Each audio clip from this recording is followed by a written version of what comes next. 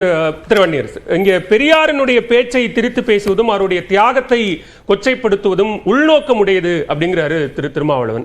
இத்தனை ஆண்டு காலமாக அவர் பேசிக்கிட்டு தான் இருக்கிறாரு. இப்போ திடீர்னு அந்த உள்நோக்கத்தை கற்பிப்பதற்கான காரணம் என்ன? அவருக்கு கொடுக்கப்பட்ட அசைன்மெண்ட்டு விடுதலை சிறுத்தைகள் தொடர்ச்சியாக எங்களுடைய பார்வையில் நாங்கள் தொடர்ச்சியாக சொல்லிகிட்டு இருக்கோம். இப்போ ஆர்எஸ்எஸ்னுடைய பல கிளைகள் இருக்குது. ஏபிவிபி ஒரு கிளை, அதே போல் இந்து முன்னணி கூட ஒரு கிளை தான்.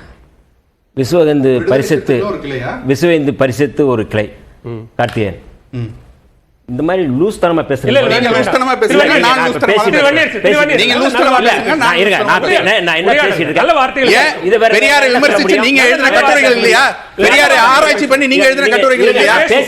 பேசும்போது நீ ஏதாவது வாய் முடுறீங்க, அமைதியா பேசும்போது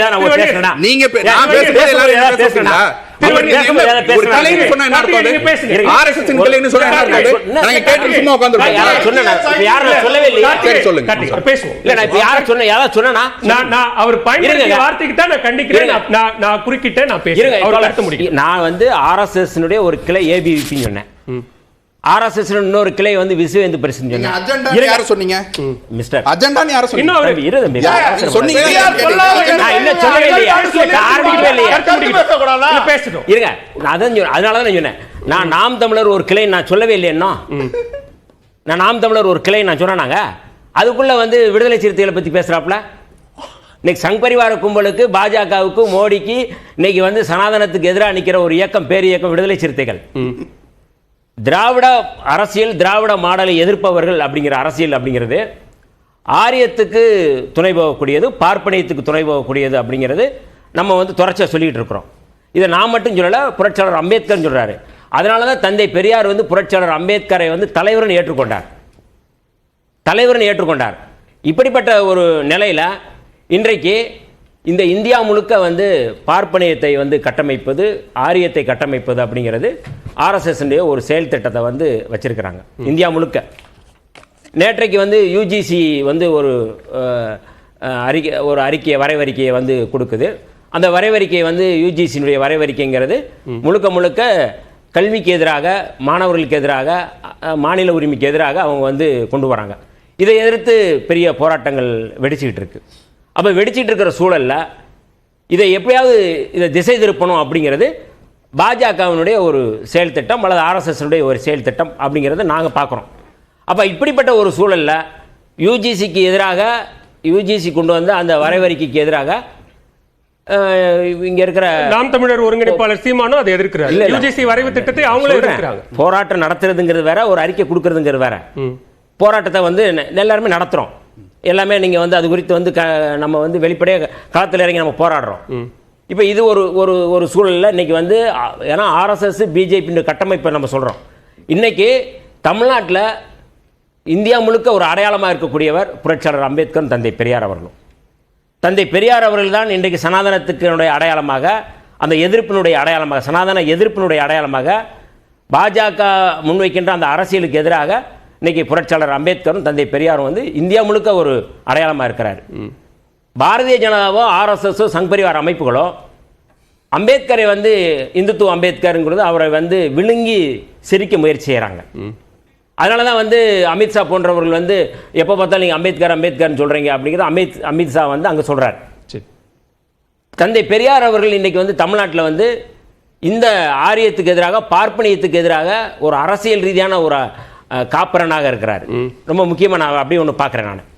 அப்போ இந்த இடத்துல இந்த பார்ப்பனியத்துக்கு ஆதரவாக அல்லது பார்ப்பனியத்துக்கு எதிராக இருக்கிற ஒரு அடையாளம்ங்கிறது தந்தை பெரியார். அப்போ அந்த தந்தை பெரியாருடைய அந்த பிம்பத்தை, அந்த அடையாளத்தை உடைக்கணும் அப்படிங்கிறது பார்ப்பனியத்தினுடைய அரசியல், ஆர்எஸ்எஸ்னுடைய அரசியல். இதையெல்லாம் செய்யக்கூடியவர்கள் நான் சொல்லி முடிச்சிடறேன். ஏன்னா இது ரொம்ப நுட்பமானது. இது ஒரு தொலைநோக்கு அரசியலோட தான் நம்ம பார்க்கணும்.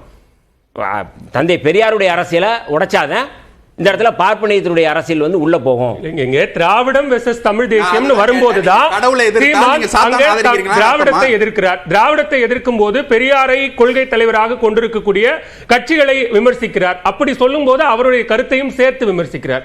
நீங்க சொல்ற மாதிரி RSS பாஜகவோ தொடக்க நிலையிலேயே பெரியாரை எதிர்க்குவார்கள். இவங்க அப்படி சொல்லலையே. நாங்க முன்னாடி ஆதரிச்சோம், அவரை படிச்சோம், பெரியாரை ஏற்றுக்கொண்டோம். ஆனால் இப்ப எங்களுக்குள்ள மாற்றம் வந்திருக்கு, அதனால நாங்க எதிர்க்கிறோம். அஜெண்டான்னு சொல்றேன் நான். நீங்க வந்து இப்ப வந்து நீங்க வந்து கொடுக்கப்படுகின்ற அஜெண்டா அப்படிங்கிறது அதுதான் சொல்றேன் நான். அப்ப வந்து இந்த அஜெண்டாவை வந்து செயல்படுத்தக்கூடிய ஒரு நபராக நான் ஆரம்பத்திலேயே சொன்னேன். நான் நாம் தமிழர் வந்து ஓம் தமிழரா மாறிக்கிட்டு இருக்கு அப்படிங்கறத நான் ஆரம்பத்துல சொல்ல 2012 வரலாற்று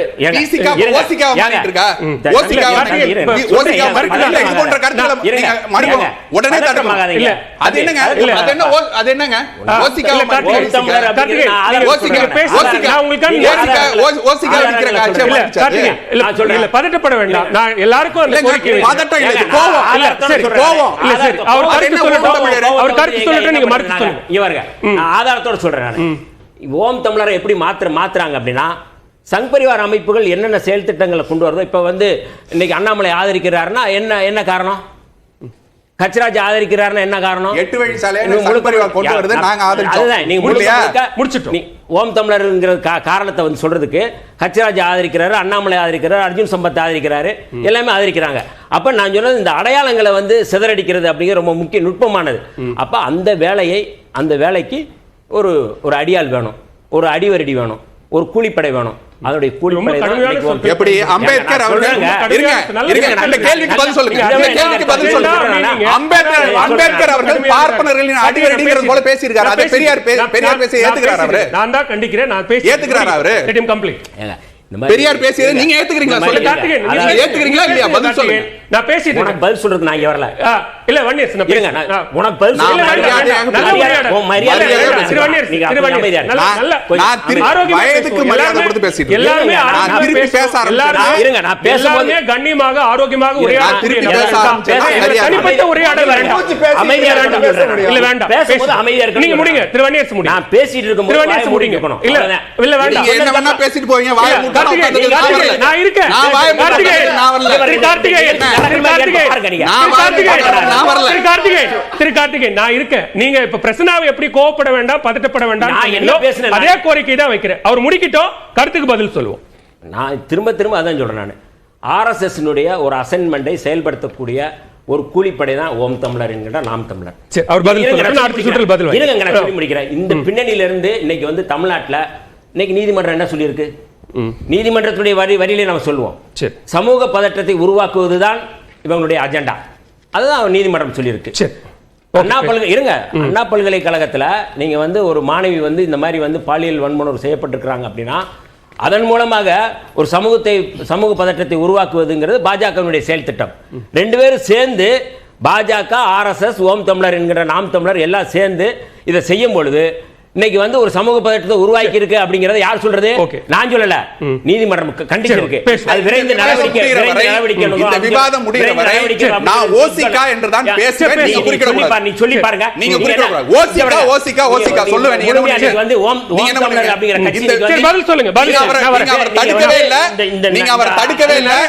நான் இந்த விவாதம் முடிகிற வரை ஓசிகா என்று தான் சொல்லுவேன். நீங்க என்ன தடுக்க? கருத்துல பேசுவோம்.